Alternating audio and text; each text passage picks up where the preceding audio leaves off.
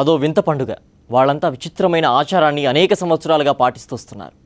చీమను చూస్తేనే కుడుతుందని భయపడే జనానికి వాళ్ళ భక్తిని చూస్తే ఆశ్చర్యం వేస్తుంది.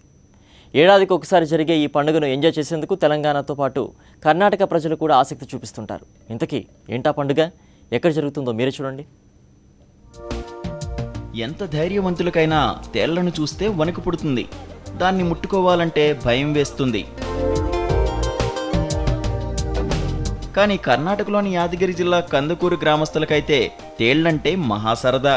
పిల్లల నుంచి పెద్దవాళ్ల వరకు తేళ్లతో ఆటలాడుకుంటారు.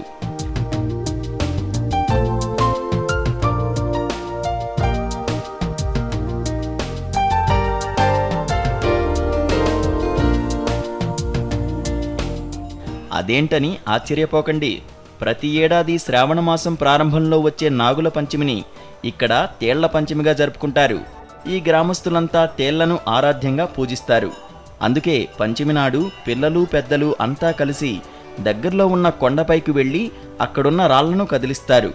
వాటి కిందున్న తేళ్లను తీసి ముఖాలపై, చేతుల్లో, తలపై పెట్టుకుని సరదా తీర్చుకుంటున్నారు.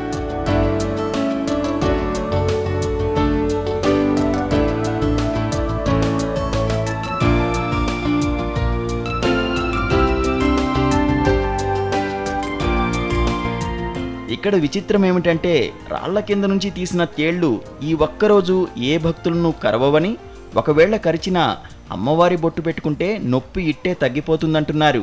ఈ తేళ్ల పండుగను చూసేందుకు వచ్చేవాళ్లు కూడా మేము పార్టిసిపేట్ చేస్తామంటున్నారు.